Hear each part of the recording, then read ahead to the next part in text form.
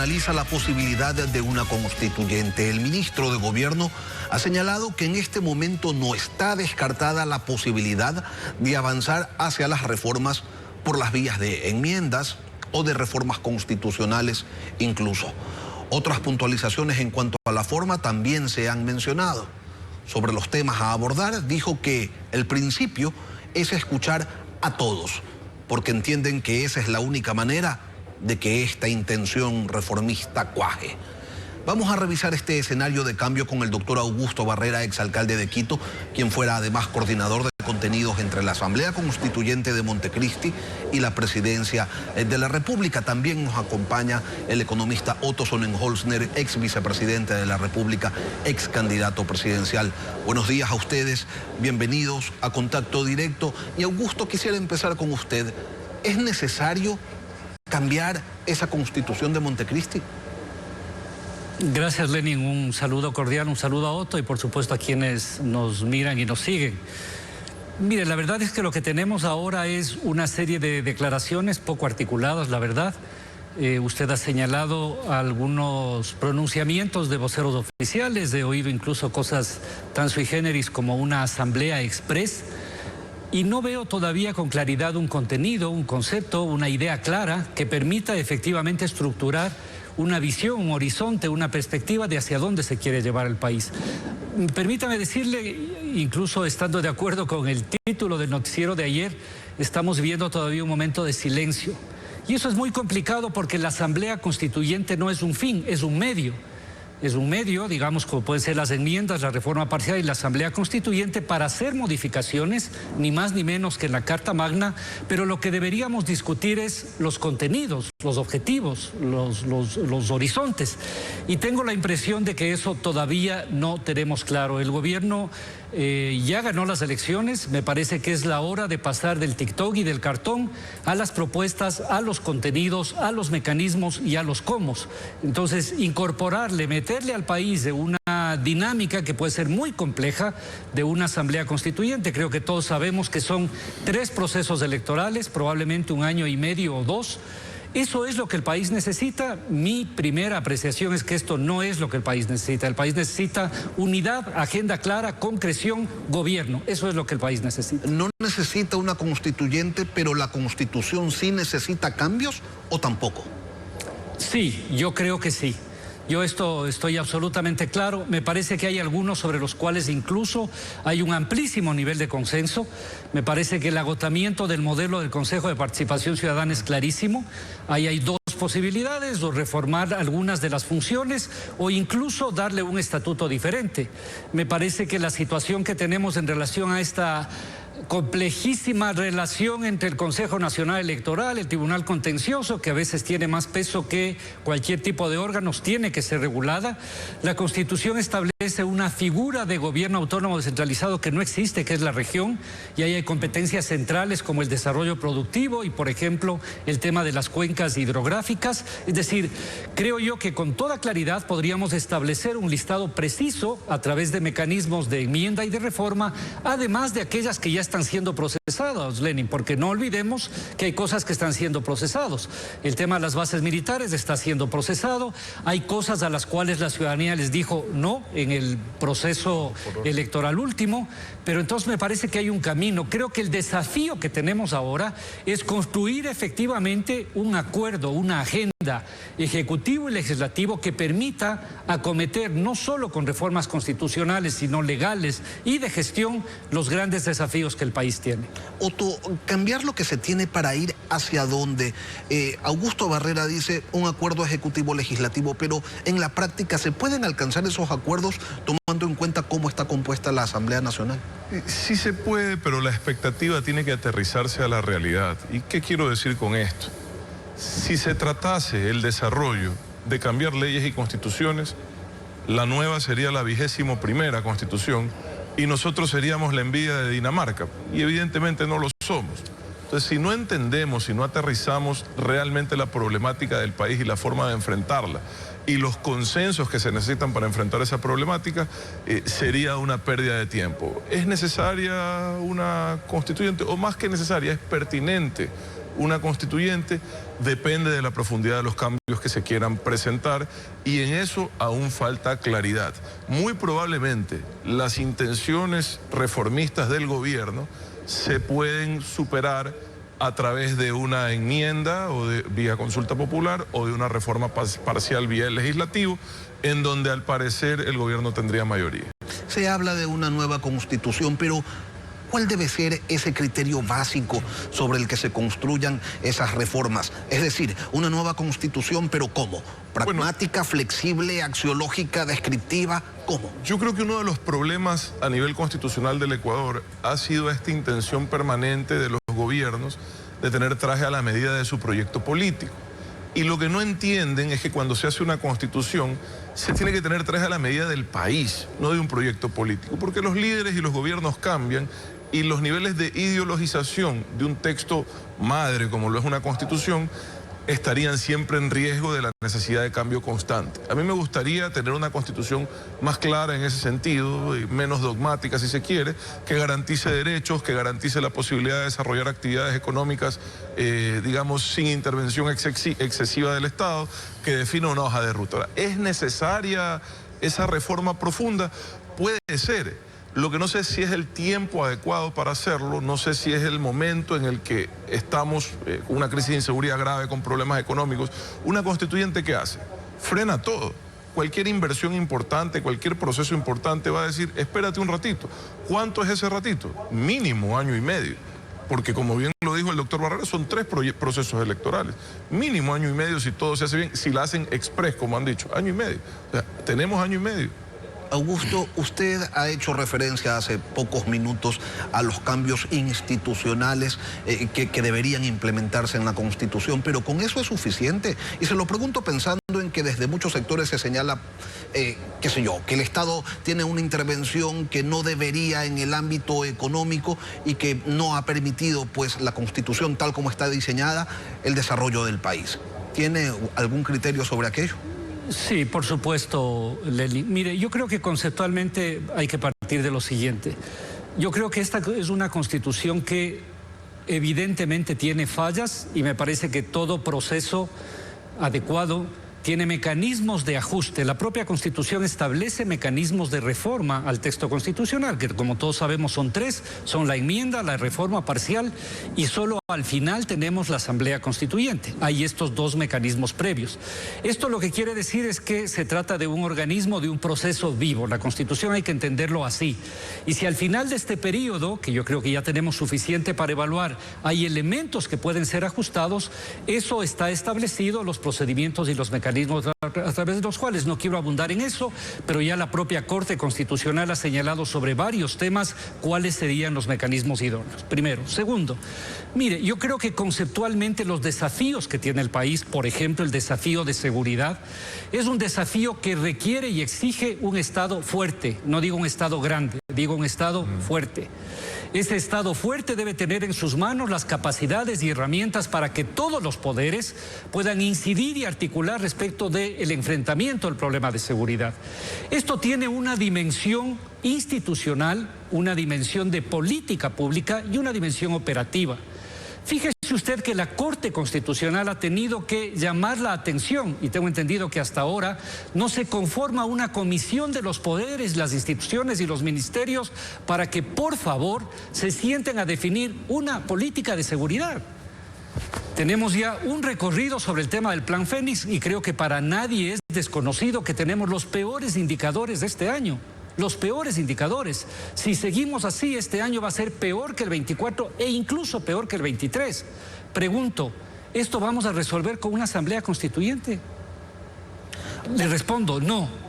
Esto necesitamos a través de funcionar los mecanismos planteados, de una política efectiva, de metas claras, a través de una presencia del Estado no solo en la dimensión policial y militar, sino en aquellas zonas que están produciendo, que están convirtiéndose en generadoras de decenas de miles de jóvenes excluidos totalmente, que no tienen sino la actividad ilegal. Esto requiere un Estado que haga presencia con inclusión, con salud, con educación, con generación de empleo. Hagamos un acuerdo sobre eso. Vamos a perder 2 o 3 años de la gestión de este gobierno en lugar de concentrar efectivamente un acuerdo nacional en torno al conjunto de dimensiones de la seguridad. El tema productivo. Se ha planteado que la Constitución restringe o limita posibilidades de inversión. Con esta Constitución se hizo una entrega, no sé si fallida o no, del Campo Sacha. Con esta Constitución se contrató a Progen. Con esta Constitución hay un operador privado del agua de Guayaquil. Con esta Constitución. Es una Constitución que lo que plantea es que el Estado tiene titularidad, obvio, sobre sectores estratégicos, pero plantea también la posibilidad de delegar o concesionar a la empresa privada con reglas claras. Augusto, ¿cuál es el mayor temor? Lleguemos hasta este punto porque Otto Sonnenholzner lo veía que hacía algunos gestos cuando usted señalaba que la Constitución permitía la intervención del sector privado en áreas estratégicas calificadas así. ¿Cuáles son esas observaciones? Primero, sobre la de Guayaquil, fue previo a la Constitución de Montecristi y se basaba en la capacidad de poder asumir autonomías. De hecho, creo que Guayaquil fue la ciudad que más lo aprovechó, de poder asumir cualquier competencia, perdón. Entre esas estuvieron los aeropuertos en su momento. Y es cierto parcialmente lo que dice el doctor Barrera. Sí, con esta Constitución se han hecho algunas cooperaciones público-privadas y se han delegado algunos temas, pero ha sido necesario hacer ciertas reformas legales y creo que se podría fortalecer eso a nivel constitucional para evitar cualquier suspicacia o sospecha. Quiero también aterrizar sobre el concepto del Estado fuerte, con el cual coincido. Es imposible salir de esta crisis sin un Estado fuerte. Pero ¿dónde radica la fortaleza del Estado? Su primera fortaleza, en su capacidad de cumplir con sus propias cuentas. Es decir, un Estado grande que no puede pagar sus cuentas es un Estado débil. Entonces, lo que necesitamos es replantear la sostenibilidad del Estado en todos sus niveles. Fíjese usted, el doctor Barrera se refirió a las regiones que están en la Constitución de Montecristi y que no se implementaron, aunque era un mandato constitucional que tenía fecha de vencimiento su implementación. No se implementaron, era la posibilidad de que las provincias se unan bajo ciertas condiciones y puedan crear regiones, ¿verdad? Y asuman competencias adicionales. No era una mala idea, pero no se implementó. Lo mismo usted podría hacer a nivel de gobiernos locales. El Ecuador tiene 221 GATS a nivel cantonal, más los parroquiales. La mayoría de esos GATS cantonales no tienen siquiera capacidad de pagar los sueldos. ¿Qué fortaleza o de qué sirve decir soy municipio, soy autónomo, si no tengo ni siquiera la autonomía de ponerme al día con mi propio personal? Pero además los pocos recursos que tienen los gastan pues en traer artistas internacionales, en armar conciertos y no en darle agua potable y salubridad. Lo que tú quieras respecto a eso y la necesidad de tener una auditoría seria sobre el gasto público, vamos a coincidir. Y sin embargo, conociendo a fondo la realidad de esos GATS, te digo que la mayoría de ellos, o muchos de ellos, no sé si la mayoría, pero muchos de ellos no debieron haberse creado como tal, porque no tenían la capacidad de tener la fortaleza que se requiere para atender la problemática de la gente. Entonces esos temas a nivel institucional se pueden repensar, sin duda. El gobierno, ayer el vocero del gobierno en estos temas, el ministro de la Gasca, utilizó un término, él decía, hay que refundar al país. ¿Cabe una refundación más? Augusto, ¿qué criterio tiene usted sobre eso? Yo creo que, digamos, esta idea que tenemos de refundar cada cierto tiempo es un tema que tiene que ser repensado. Yo creo que el país necesita un enfoque incremental. Este es mi punto de vista, tal vez es un término un poco abstracto. Incremental significa que hay que establecer reglas e instituciones claras, tener una actitud de evaluación permanente y mejorar en aquello que sea posible. Este es un camino de fortalecimiento de las instituciones, porque además me parece a mí, y en esto quiero ser enfático, el avance que tenemos en términos del establecimiento de derechos y garantías es un avance muy importante. Yo llamo la atención porque tengo clarísimo que en este momento tenemos un tipo de hegemonía en términos de pensamiento. Si este país no tendría educación relativamente universal, si incluso la precaria salud que tenemos no tendríamos, si los mecanismos de derechos que hemos avanzado a los sectores vulnerables, a un conjunto de derechos individuales y colectivos, probablemente estaríamos en una situación de conflictividad y de guerra civil. Hay que entender que la Constitución es un pacto social, es un acuerdo social. La Constitución no puede ser el proyecto de un grupo económico. La Constitución reúne y refleja la posibilidad de convivencia. Vuelvo a lo que plantea Otto y coincido con él plenamente. Evidentemente necesitamos mejorar los mecanismos y las certezas con las cuales se puede hacer inversión privada y actividad privada. De acuerdo. Por ejemplo, un mecanismo claro es tener estabilidad en el régimen tributario. Me parece que tenemos 19 o 20 reformas tributarias. Esto debería ser claro y predecible. Coincido plenamente en que podríamos tener mayores garantías en los mecanismos de inversión y de estabilidad de esos procesos. Absolutamente de acuerdo. Probablemente debemos mejorar una ley de alianzas público-privadas que incluya determinados sectores. Esto que estamos diciendo, Otto, con lo cual coincido plenamente, eso es una agenda legislativa. Sí. Pero lo que no puede pasar es que acabamos de elegir diputados, por favor, todavía no se sientan y ahora resulta que vamos a tener que hacer 3 elecciones más para resolver estos problemas. Vamos a continuar con este panel analizando si amerita o no una constituyente y si se llega a dar, qué temas debería abordar, con Augusto Barrera, exalcalde de Quito, con Otto Sonnenholzner.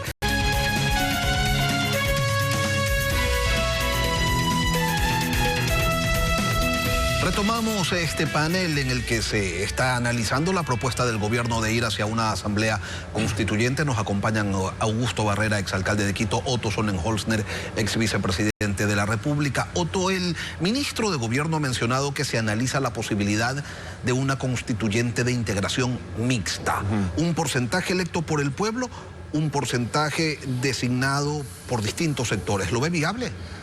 No he estudiado la legalidad de esa posibilidad. Entendería que pidiéndole la aprobación previa, que además es necesaria, de esa conformación a la ciudadanía, quizás se podría solventar esa propuesta, pero también entiendo que el ministro ha dicho que aún analizan la posibilidad de evitar ir a la constituyente y aplicar ya sean las enmiendas o las reformas parciales, lo cual me parece lo sensato en función, ojalá y pronto, de que definan exactamente qué es lo que aspiran a nivel de reforma.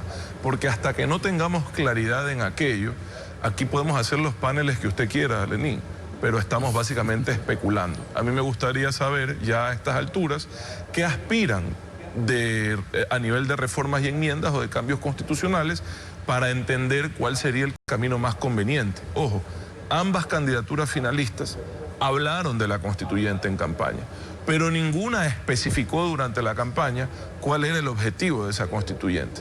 En el caso de la candidatura de la señora González, hoy sabemos, por los audios delegados, cuál era el objetivo. Tenía más que ver con una agenda judicial de los cuidarios de la señora González.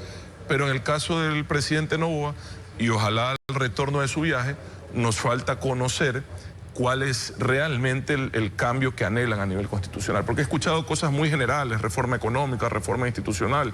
He escuchado inclusive reforma a nivel de derechos, lo cual es imposible porque los derechos no son regresivos, no se puede retroceder a nivel de derechos. Han querido asociar el garantismo de la Constitución con la crisis de inseguridad y han dicho hay que ver qué hacemos con eso.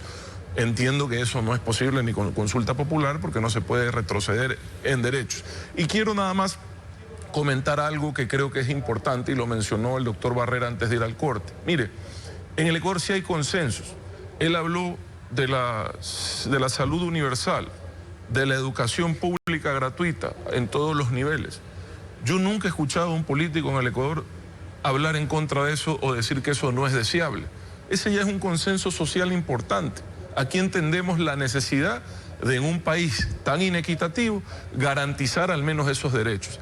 La pregunta es, ¿cómo hacemos para que esas garantías realmente se cumplan? Para que la gente realmente ejerza esos derechos en plenitud. Porque usted puede proclamar a nivel constitucional o legal lo que usted quiera. De hecho, en esta Constitución del Ecuador, que ha sido en muchos casos citada a nivel mundial por el tema de los derechos a la naturaleza, en un país, el único del mundo, que le da derechos a la naturaleza a nivel constitucional, usted tiene la mayor crisis ambiental de nuestra historia, con esa garantía legal que es la explosión de la minería ilegal. Entonces, ¿de qué sirve proclamar derechos si no discutimos primero cómo realmente vamos a permitir que sean aplicados a plenitud? Augusto, si el Ejecutivo tiene la capacidad de diseñar la forma como se integrará el proceso constituyente, una fórmula mixta como la señalada por el ministro de Gobierno, ¿suma, resta? ¿Qué fortalezas, qué debilidades identifica usted en ello? Yo en principio no estoy de acuerdo porque eso finalmente termina siendo un modelo de notables Mire, Lenín, yo creo que debemos aprender de las experiencias. Hay un ciclo que fue relativamente exitoso porque tuvimos una constitución refrendada en Ecuador, pero veamos hace poco tiempo lo que pasó en Chile, ¿no? En Chile hubo esta intención, digamos, de ir a un proceso constituyente, incluso con un modelo, digamos, de representación relativamente novedoso, digamos, de la emergencia de una serie de actores. El país pasó un tiempo largo. Finalmente fue imposible aprobar una constitución, después otra constitución y seguimos básicamente sobre lo mismo. Es decir, una asamblea constituyente no solamente tiene posibilidades, tiene un conjunto de riesgos que no son menores. Digamos, pensemos en el tema de la inestabilidad económica, política, pero también la propia inestabilidad institucional. Yo sobre esto quiero insistir. Es decir, es ponerle al país, digamos, en un estado, digamos, de pausa, ¿no es cierto?, de veamos qué pasa, y eso me da la impresión de que elude las responsabilidades sobre las urgencias que tenemos, y esto me parece complicado, porque bueno, ya lo vamos a resolver a través de la constituyente. Otto ha planteado 3 cuestiones que las retomo rapidísimamente. Coincido plenamente en la necesidad, por ejemplo, de establecer mayor rigor en el ejercicio de las competencias y en la calidad del gasto. Coincido plenamente, este es un gran desafío. No podemos tener un ejecutivo que gaste lo que ha gastado en campaña electoral a través de bonos que no son suficientemente claros, pero estoy totalmente de acuerdo que es inadmisible que tengamos gobiernos locales que gastan en fiestas y en pachangas y en lo que sea y no tenemos ni agua potable, ni saneamiento, ni tenemos recolección adecuada de residuos. Podríamos avanzar efectivamente a ajustes institucionales que permitan calidad del gasto y que la Constitución se convierta en letra muerta respecto de las competencias, porque hay que decir que una competencia que tiene un gobierno nacional o un GAD no es solamente el derecho de hacer cosas, una competencia es la obligación que tiene de hacer cosas. Entonces, cuando uno mira lo que pasa en Esmeraldas, signado por tragedias casi cada mes, es inadmisible que tengamos esta situación que tenemos. Tenemos problemas de agua, tenemos problemas de protección ambiental, tenemos problemas de abandono absoluto, tenemos problemas de deserción escolar, tenemos un problema gravísimo de inseguridad, de destrucción del aparato turístico. Eso es lo que tenemos. Ahora, entonces yo me pregunto, ¿eso debería ser, recogiendo precisamente estos planteamientos que ha hecho Otto, los elementos que provoquen y activen un verdadero acuerdo del conjunto de fuerzas?